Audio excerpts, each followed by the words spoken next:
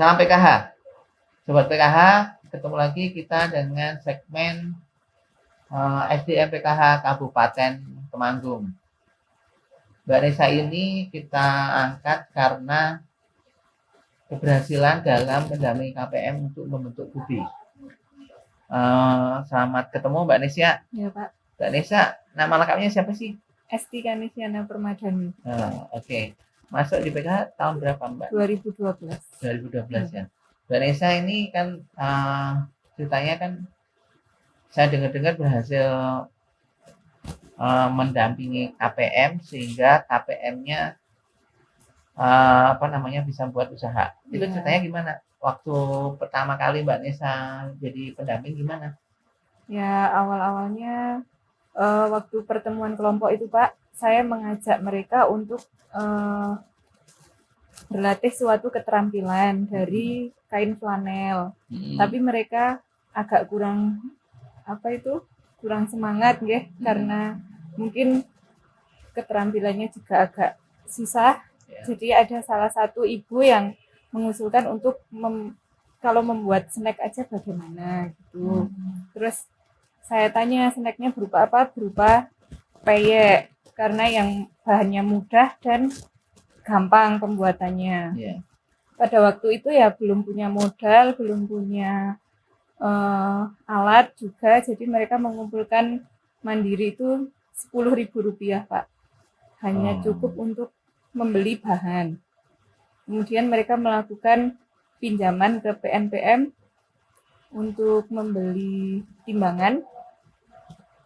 Nah setelah itu hasilnya belum begitu banyak ya Pak, karena hasilnya belum begitu memuaskan gitu ya. Belum memuaskan karena penampilannya juga masih jelek, rasanya juga belum begitu enak.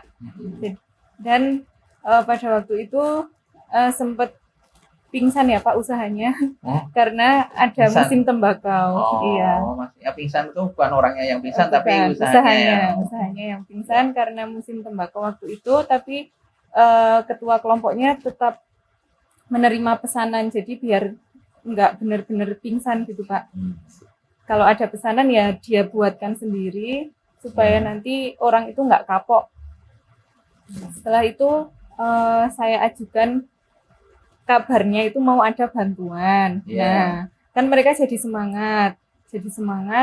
Terus ternyata PHP Pak bantuannya. Kok bisa PHP? Bantuannya nggak jadi datang? Nggak jadi. Nah, setelah itu ada bantuan dari provinsi itu sebesar 20 juta. Berarti tertolong oleh adanya bantuan provinsi itu ya? Terima kasih dong sama provinsi berarti. Setelah itu bantuannya berupa alat dan bahan. Nah, dari situ mereka mulai pengemasannya juga mulai bagus dan mulai memperbaiki dari cita rasanya. Nah, terus yang saya dengar-dengar ada cerita tersendiri tentang cita rasa itu. Gimana itu ceritanya? Ada yang ngoreksi atau apa? Ada yang ngoreksi.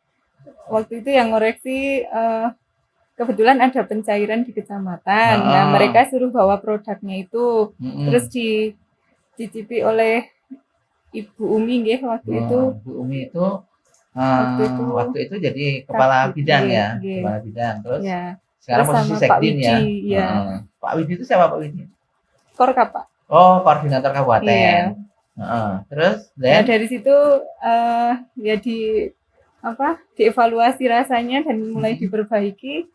Terus dibawa ke Bu Umi lagi. Ya sudah lulus.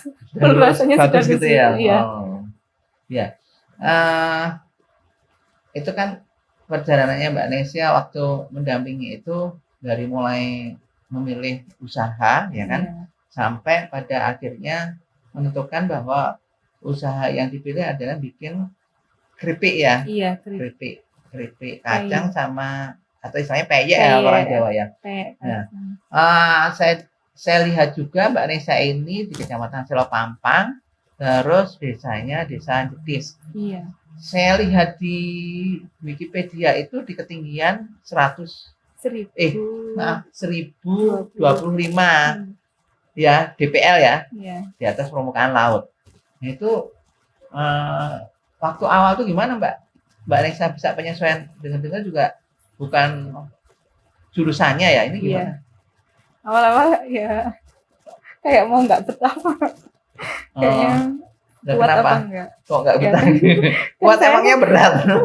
ya kan berat Pak, tadinya saya kan kerjanya bukan kerja lapangan tapi dalam ruangan gitu kan. Nah harus kerja lapangan dan saya sendiri nggak tahu dengan desa saya sendiri gitu loh Pak, karena saya dulu juga pindahan. Nah saya nggak pernah keliling di kecamatan itu, dengan tetangga sendiri aja belum tentu tahu, apalagi harus keliling satu kecamatan, ya nangis-nangis Pak. Dulu Jurusannya apa jalannya sih? juga masih jelek kok Pak. Jurusannya Belum apa kayak sih Mbak sekarang. Nesya? Kebidanan Pak. Oh, kebidanan nih, orang kebidanan bisa masuk ke PKH. Tapi perjuangannya emang luar biasa nih Mbak Nesa, bisa bertahan sampai sekarang. 2000 berapa tadi? 2012. Dari 2012 sampai 2020, berarti selama 8 tahun sudah enjoy banget ya ini ceritanya. Nah itu waktu penyesuaian dengan jalan itu gimana? Terus cara komunikasinya Mbak Nesa gimana biar jalannya kan susah waktu itu? Iya. Terus gimana? Ya saya harus cari sendiri, keliling, belajar dulu kan Pak, mengenali itu daerahnya, terus ya tanya-tanya orang, kalau nggak tahu sama koordinasi dengan desa supaya bisa membantu saya. Gitu ya. Terus bisa enjoy nggak setelah masa-masa sulit itu sekarang? Enjoy Pak, sekarang enjoy. Karena kan udah kenal semua dengan perangkat-perangkat desa, dengan orang-orang kecamatan, dengan masyarakat yang mulai bisa mengerti lah. Itu caranya biar Mbak Nesa bisa enjoy dengan masyarakat gimana? Padahal kan basic ilmunya kan bukan sosial ya, bukan sosial, bukan komunikasi. Itu gimana caranya biar bisa ngumpul-ngumpul dengan mereka itu? Ya sering ngobrol kalau pas pertemuan atau home visit gitu Pak. Terus ya berusaha ngobrol, walaupun saya sendiri mungkin kadang kurang paham dengan mereka, apalagi kalau yang udah sepuh gitu ya. Tapi ngikutin dulu, pokoknya ngikutin, dengerin, terus habis itu kalau bisa masuk ya masuk, tapi kalau enggak ya udah gitu ya. Berusaha Pak. Berusaha memahami apa yang mereka katakan. Akhirnya bisa ya bertahan sampai sekarang. Nah, Mbak Anesia, selama kurun waktu ini 2 tahun inilah, 2 tahun ini Mbak Anesia udah bisa berhasil menggraduasi berapa KPM? 15 Pak. 15 itu mandiri semua? Ya enggak semua mandiri. Yang mandiri berapa Mbak? Yang mandiri dan sudah berhasil mendirikan usaha gitu ya Pak. 8 apa ya? 8 ya? 8 sudah berhasil mandiri, bikin usaha sendiri. Nah, caranya Mbak Nesya biar membuat mereka mandiri itu gimana? Caranya? Iya, maksudnya kan mereka kan tiba-tiba mandiri kan enggak kan, mesti Mbak Nesya ada usaha kan. Usahanya apa aja? Ya waktu pertemuan kelompok itu kan ada di modul itu ada memulai usaha gitu Pak. Nah dari situ mereka ada yang inisiatif untuk membuka usaha memang. Terus ditambah dari pelajaran yang dari modul itu, ya mereka jadi lebih paham gitu. Terus ingin membuat suatu usaha agar mereka itu nggak tergantung terus dengan bantuan. Apalagi kan di sana kebanyakan petani ya Pak. Kalau petani kan hasilnya belum tentu naik turun gitu ya. Naik turun setiap bulan, belum pasti ada pemasukan, paling pas panen. Masa panen.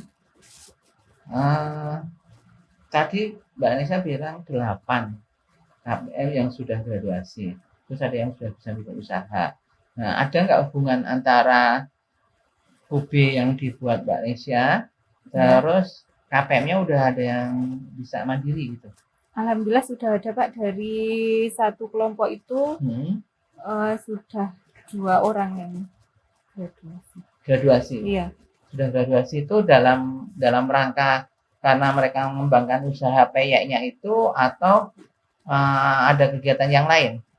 Selain dari peyek ada kegiatan yang lain. Jadi peyeknya itu memang benar-benar sudah ini ya, sudah maju juga. Iya. Omsetnya sampai berapa Mbak peyeknya itu? Omsetnya kalau pas puasa dan lebaran itu sampai 250 kilo. 250 kilo. Padahal 1 kilonya sampai berapa harga peyeknya? Harga peyek Per kilonya? per kilonya 35 sampai 40. Wah, 35 sampai 40 kalikan taruhlah 40.000 aja deh. 40.000 dikalikan 250, lumayan juga nih. Bisa sampai 10 jutaan. Ya. Terus nih Sobat PKH, hasil kerja dari Mbak Nesya bisa sampai mendorong KPM-nya bikin usaha sendiri, ya kan? Bikin usaha peyek ya Mbak. Ya. Terus akhirnya bisa graduasi. Usaha apa yang sudah Sobat PKH lakukan untuk bisa mendorong KPM-nya graduasi? Ayo kita tampilkan hasil daripada kinerja Sobat PKH semua. Sebelum kita akhiri, saya ingin Mbak Nesa kasih closing, kira-kira punya harapan apa atau saran apa atau mungkin harapan sama saran buat sobat-sobat PKH yang lain. Untuk sobat PKH yang lain? Iya. Ya, kalau saya sih lebih untuk KPM-nya aja kali ya Pak. Oh iya, ya udah, boleh, silahkan. Ya untuk KPM kemarin kan sudah ada pengajuan bantuan untuk yang graduasi ya Pak. Semoga bantuan itu bisa segera turun dan meningkatkan modal usahanya mereka. Ya, untuk dapat modal sehingga meningkatkan usaha mereka. Ya, gitu. Karena mereka dengan sadar kan mengundurkan diri karena sudah punya usaha. Nah dari situ mungkin bisa untuk penghargaan mereka itu Pak, bantuannya. Ya, jadi harapannya Mbak Nesya ada penghargaan buat KPM-KPM yang sudah graduasi dan punya usaha. Kalau ada tambah modal, otomatis usaha mereka bisa akan lebih berkembang lagi. Oke, demikian Sobat PKH untuk segmen kali ini. Saya pikir cukup dulu ya Mbak Nesya ya. Jadi apabila ada usaha, saya yakin ataupun kita yakin pasti akan ada hasilnya. Contohnya Mbak Nesya diawali dari bidang yang bukan komunikasi ataupun sosial. Tapi karena Mbak Nesya serius dan akhirnya mau memotivasi KPM-nya, alhamdulillah sampai hari ini usaha peyeknya maju dan bisa menggraduasi 2. Insya Allah nanti bisa berkembang ya Mbak Nesya ya. Demikian Sobat PKH, sampai ketemu di segmen berikutnya. Salam PKH.